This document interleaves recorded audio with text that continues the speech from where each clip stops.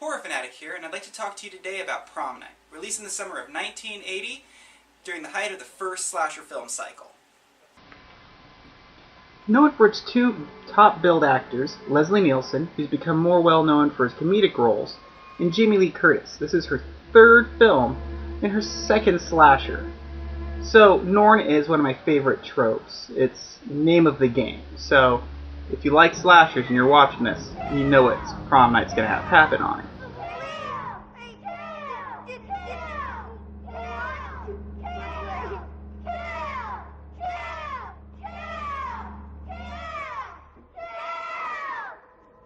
Strange murder game.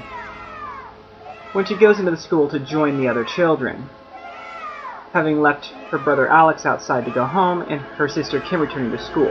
The game gets pushed so far it becomes a deadly prank, and the kids give us our first fatality of the film.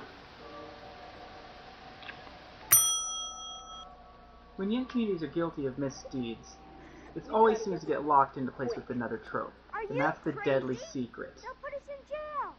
If we tell anyone, they'll say it's our fault. Who'll believe it was an accident? What if... Listen to me. We'll go home now and never, ever tell anyone. No one but us will ever know. Jude, swear? I swear. Kelly? Kelly! I don't want to go to jail. Swear? I swear. Nick? Nick! I'll never tell. Good. Let's go. 6 years have passed, and the police have arrested another man for the crimes of the 4 children. Now, the anniversary of her death falls on the prom night of the 4 children and her sister Kim and her brother Alex. So prom sort of commemorates the past events. That was the death of Robin.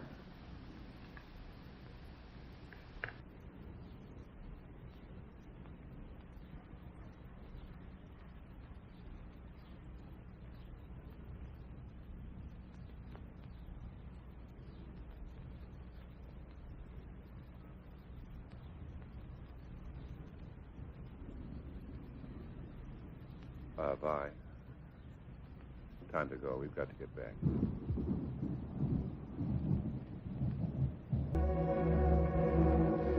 It's at this point in the film that the killer starts contacting his victims. The 4 children who were involved in the death of Robin. So he's really pushing out the story. Without the killer, nothing happens. And the villain, it makes the plot.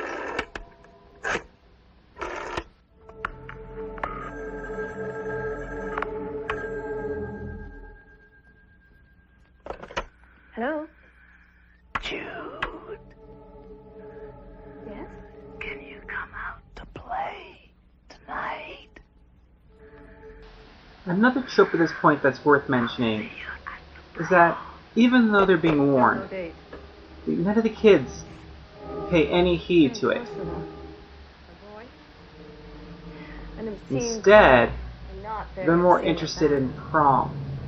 Especially Jude here, who actually brings us one of the funner characters in the film, Slick.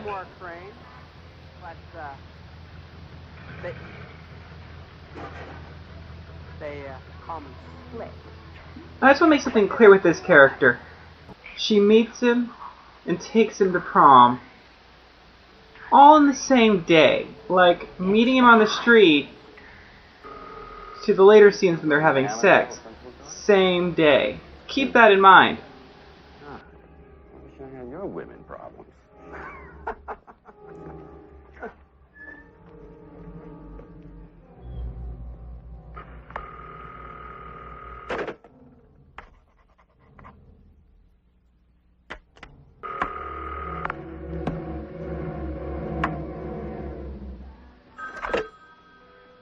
Nick? Wendy. Do you still like to play games? Oh, get lost, Lou. Want to see me? Oh, thanks for coming over, Doc. It's been a long So we time. switch gears back to the police, and they're searching for the person from the beginning of the film that I didn't show, who got blamed for Robin's death. Essentially, they're going to chase the wrong guy the Just whole came over the film, wire. Last night's merchant. so rendering them completely useless. This is where the film irks me a bit. They're all going to talk about prom, and everything about prom, which does make sense since this is prom night. But that's it. And developing doomed characters is my least favorite trope. Though this is one of my more favorites, the asshole victim, the guy we love to see get it. And in this time, it's Lou. Hey, listen, you guys ever get tired of each other? I'm always around knowing you. I like that the same type of chauvinistic asshole that they delivered in 1981, they deliver again today in modern films. So this is the second body of the film, and it's the last one we're going to see for quite a while. He's on his way. I also called for the meat wagon. Any sign of a car? She's the nurse that was taken by the killer. Well, not the killer, but the red herring of the film. Shouldn't be too hard to find a beat up. She's his only kill, and isn't really brought up that much. So we cut ahead again to Jamie Lee Curtis basically doing what Jamie Lee Curtis does in this film. She offers her friends advice, and she pals around. And this will become important later on, which is why I added it. And I'll bring it back up again when we get there.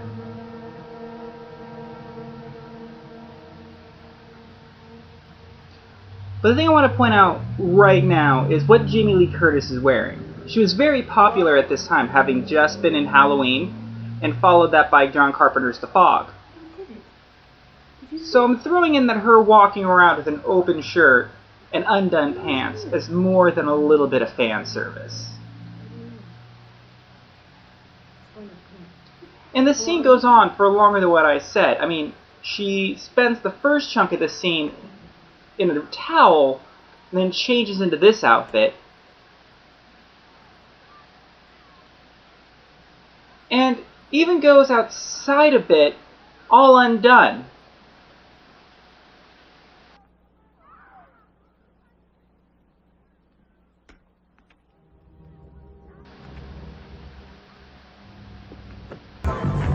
Now we're at the prom itself, in full swing, the wild teen party, which is almost a must, and in prom night, it is. This dance scene will go on for 3.5 minutes. I'm not going to air the whole thing, but I really considered it. But it just stands out as such blatant padding. And while Kim's getting busy on the dance floor,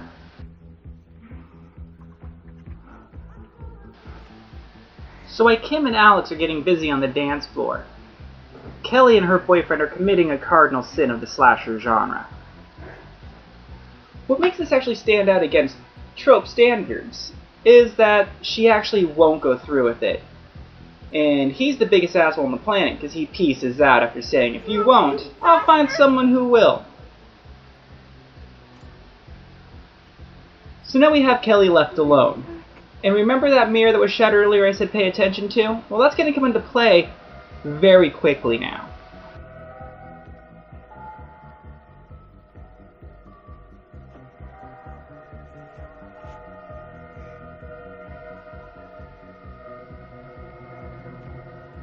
This is where that comes into play. Her death is by the broken shard of mirror. And I think this is supposed to throw another kink towards us to suspect it was another character who's seen cleaning it up. But with Kelly's demise here, brings us our third death of the film, and our first slasher death. This comes in at an hour into the film. This film's only an hour and a half long, so all of the killings can be really squeezed into the last 30 minutes, making it the most trope-heavy part of the film.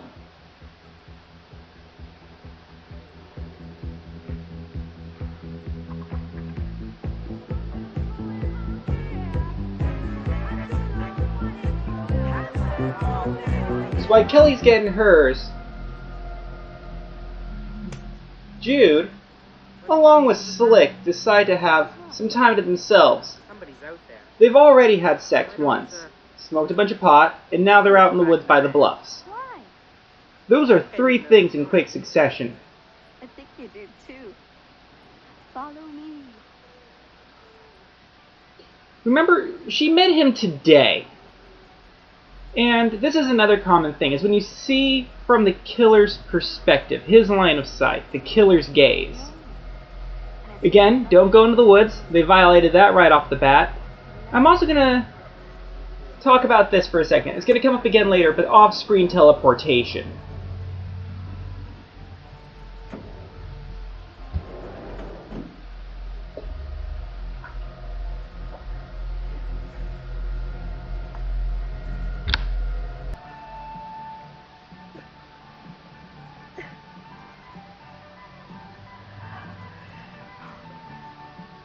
You know, I'll remember this night for the rest of my life. Of course.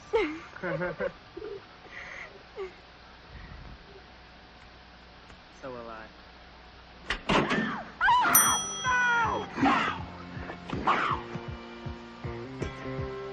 Death 4 and Cool Mask. Let's see, smoking pot and having sex out in the woods. Scourge of God time. Slick here has nothing against Slick. So his killing Slick here really just stands out as Slick just getting the Scourge of God treatment. Not so much a horror trope as an 80s trope and 90s trope, but cars exploding is a big one, as is, this is our 5th body count of the film. Racking them up. Now here's Wendy. This is what I want to throw out there, is the off-screen teleportation. This is almost the immediately next scene.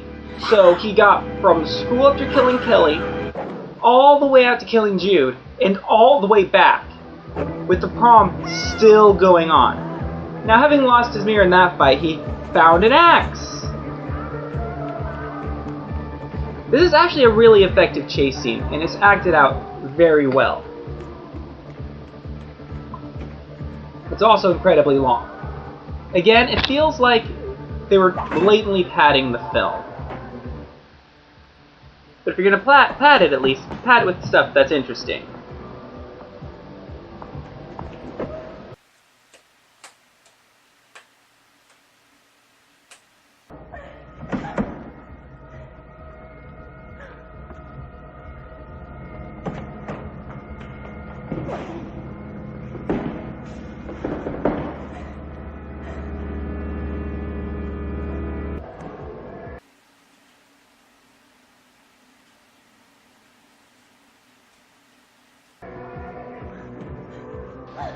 This chase scene is going to be heavily edited for time.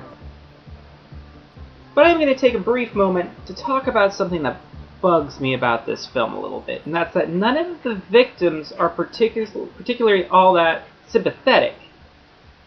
They all kept the secret for 6 years while being best friends in some of their cases with the sister and brother.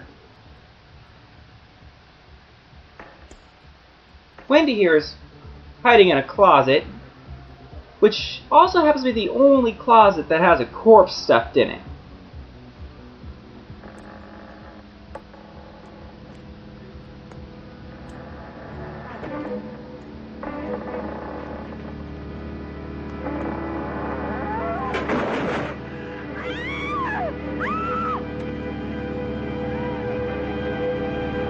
And Wendy gives us our 7th death of the film.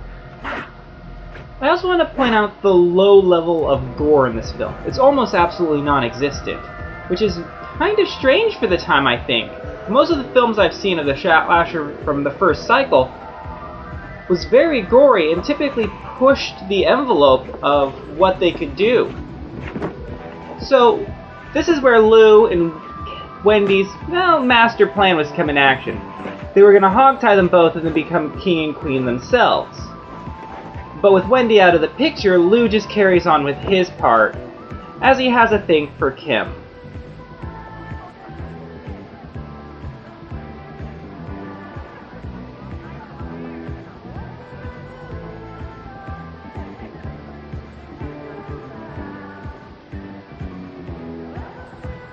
Another trope that I like to see pop up is one that comes with certain weapons, and primarily the axe.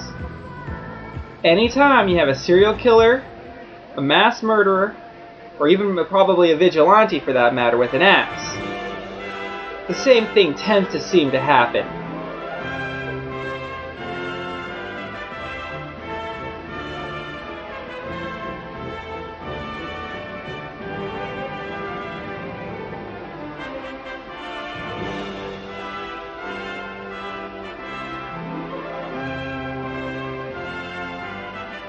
Yep, someone always seems to lose their head.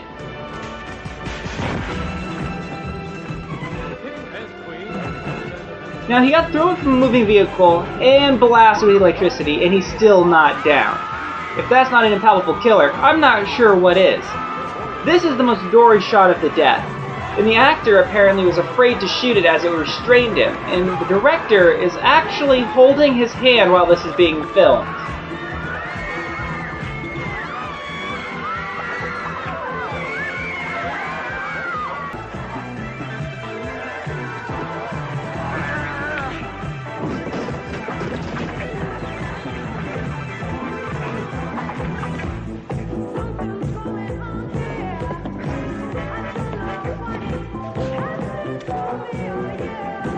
Up until now, the killer's been unknown. They didn't know what was going on, they didn't know people were being murdered, and so when people find out and he keeps going, it goes beyond reason. And it also leads into one of the biggest sissy fights for the film's climax could end on. And it's basically added in to force Kim's character, played by Jamie Lee Curtis, into the role of the final girl, with her being the one to defeat the killer.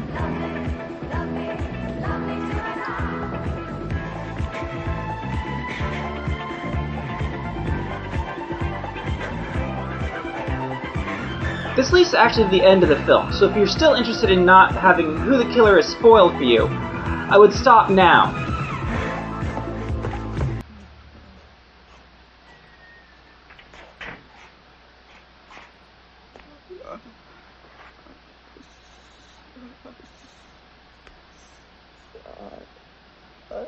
There's a reason it's said that it's Jamie Lee Curtis that sold this film, and a lot of that's in this ending, I feel. Because this is actually a really sad unmasking and reveal. Robin.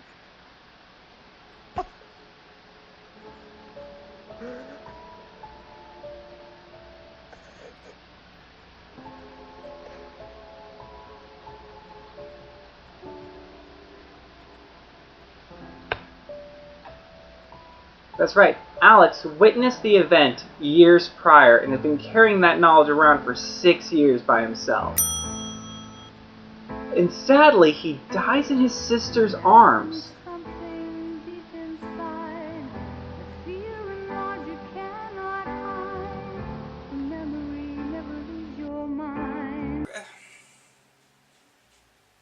And so concludes Prom Night 2. I really enjoyed this as it has a sentimental and closed ending.